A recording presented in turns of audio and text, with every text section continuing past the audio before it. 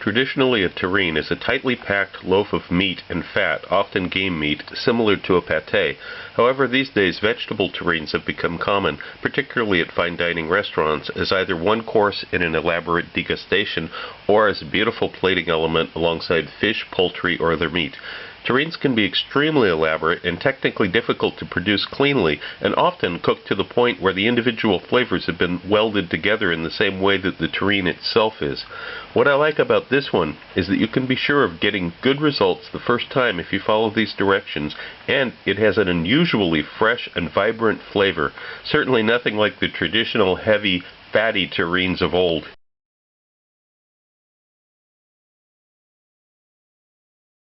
The first step is to core these bell peppers while the oven's preheating. It's pretty simple. Just run a knife around the edge here, and you can just use your fingers to pull this out and then shake it over a sink to get as many of the seeds out as you can. Okay, once you got that done, I've just got some coarse salt here, some olive oil. I'm going to put a little drizzle of olive oil inside the pepper, rotate it around so that it gets coated a bit. A little bit more on the outside, smear it around, a pinch of salt inside, set it down a little bit on the outside. Yeah, it's not gonna completely stick, but when we take these apart, it'll rub around on the salt in the bottom, and you'll get more. So anyway, and this is what we end up with. We've got some salt on both the inside and the outside, and it's going to go into 170-degree oven for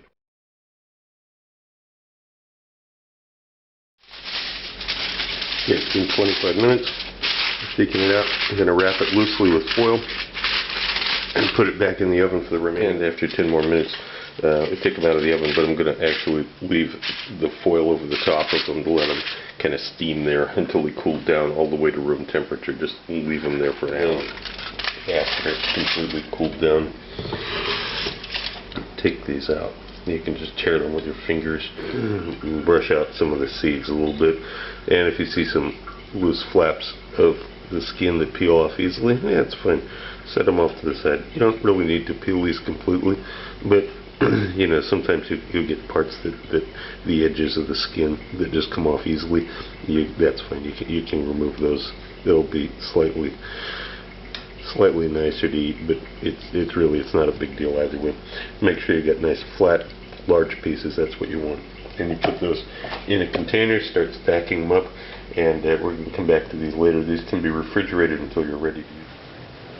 So one of the first steps is we have the eggplant, the carrot, and the zucchini, and I'm going to use a mandolin. This one's a ceramic blade, and it has presets on it. And while that's going on, we've got spinach and the shallots, and a pan full with a couple of tablespoons of olive oil that are heating. I'm going to add that shallot to it and begin cooking it in the same way you would cook shallots for a risotto. This is what we're doing. We don't want to get any color on them. We just want to soften them up and get them a little translucent. Now I'm going to add 60 milliliters of dry white wine and continue cooking this just a little bit, just to get the alcohol aroma off of it. When the aroma of the alcohol is gone, now you can add all the spinach to this.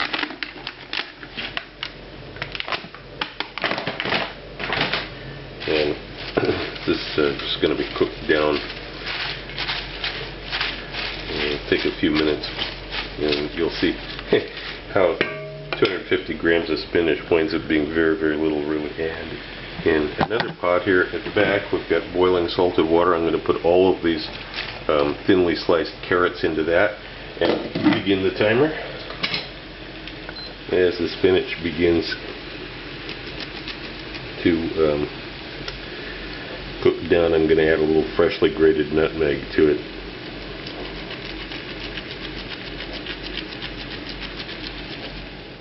In a few minutes, you'll see the spinach is wilted down. It's not certainly a lot less in volume now.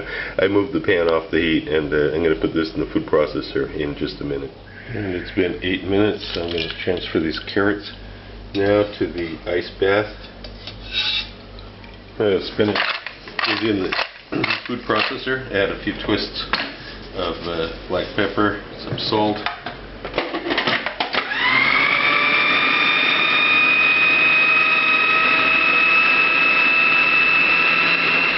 And this is what you want to end up with. Fairly smooth. It's not a complete puree, but it's. I got a non-stick pan with some olive oil in it, and on a 1 to 10, this pan is heated to 9. It's a very hot pan. We really want to get some intense flavor on this eggplant. By the way, I've cut these eggplant slices 3 millimeters thick. We use the preset on the ceramic mandolin. Put a little bit of olive oil in there to set too. There's no salt on this eggplant. Just let them cook for a few seconds. I'll come back here. It's been just over a minute. Wait, please.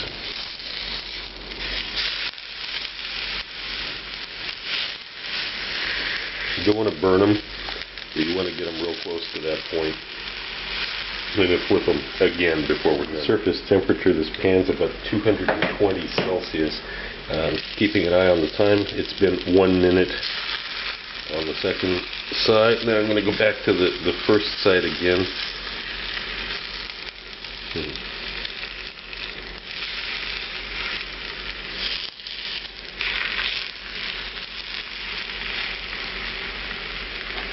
Just for 30 seconds, and then I'm going to move them off to a plate. This is what we're looking for. You can see there's some goldenness. Don't worry about if there's some holes in the middle where the seed pockets were. It won't matter in the end.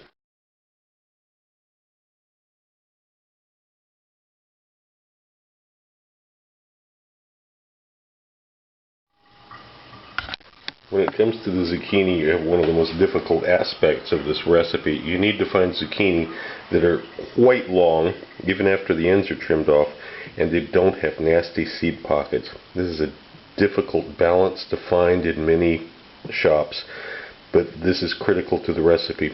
Really long zucchini, not nasty seed pockets. Now we're going to run these to a mandolin, slice them at one. So now we're going to begin lining the terrine mold. Let's put a generous amount of olive oil in this. Make sure that it goes up all the sides. You want to really coat this well because you want it to release easily. Besides, it provides a glossy surface to the outside when it's done, which is always a nice thing. Then we're going to take our zucchini slices and lay them in here. Don't break them by jamming them down. They're not quite flexible enough in order to be able to allow you to do that. So just go with the amount that they will flex. They'll flex a little bit, but don't jam them down. When they cook, they'll melt into the corners. You don't have to worry about them remaining a circle or something. Okay, I'm going to keep doing this. As you can see, just line up there. Then we've completed layering it. You can see you've got some shape like this going.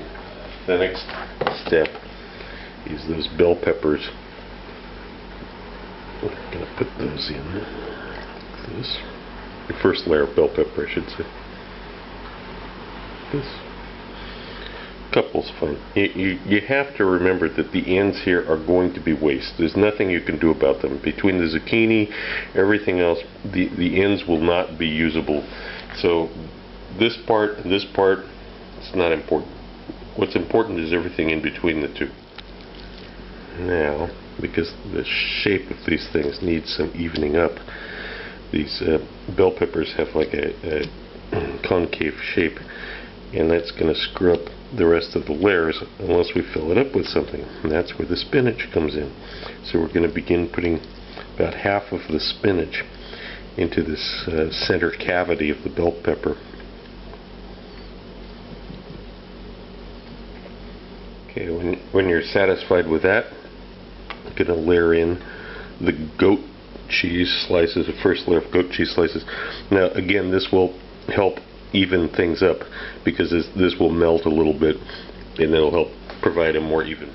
Next, we put some of this singed eggplant in.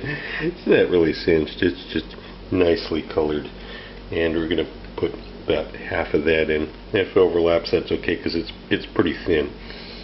It's not real strong in character anyway. And maybe one more piece here. Yeah, it's an art project to some extent. You have to kind of use your own judgment. Okay, that looks good. Now we've got those carrot slices. You can go over the top of this, and I think you can figure out how these lay on. You can see through the magic of video editing how this looks in a second. And here we have the carrot laid on. Now we return to the bell pepper. You may not have so many nice even pieces like that first one, the first couple that I was able to put on. So you may have to piece together a few in order to make it work. It's okay. By the time this cooks, it's all going to kind of weld together anyway. So it's not as critical as you might imagine when you're looking at it at this point. Take little pieces and fill it in. Okay, you remember what goes next? The same thing again. More spinach.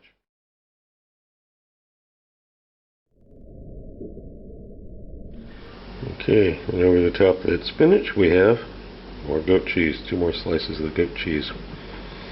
And over the goat cheese we have more eggplant, exactly the same as before. And over the top of the eggplant, now this is the way the first part of the bake is going to go. Yes, you've got some strips of the eggplant sticking up. What are going to add to this? I've got some very concentrated gel-like chicken stock. You can use vegetable stock if you want to make this a purely vegetarian dish. You can see how thick this is. This is like a jelly. And I'm going to put a little bit over the top of this. This will keep the carrots from singeing, and also this will kind of seep in, and it'll help solidify the whole thing when it's done, because this chicken stock is already pretty thick, so you can imagine after it goes through the oven for a while, it'll thicken up even more. It's almost like an aspic. Okay, that's enough. You have to use your own judgment as to how much. I think I put about 3 tablespoons, something like that, over the top of it. Now this is going to go in the bain-marie, and okay, here's the dish I'm going to use for the bain-marie. I've got some simmering water here. Fill it up with, move this over to the center, and then transfer this into the oven.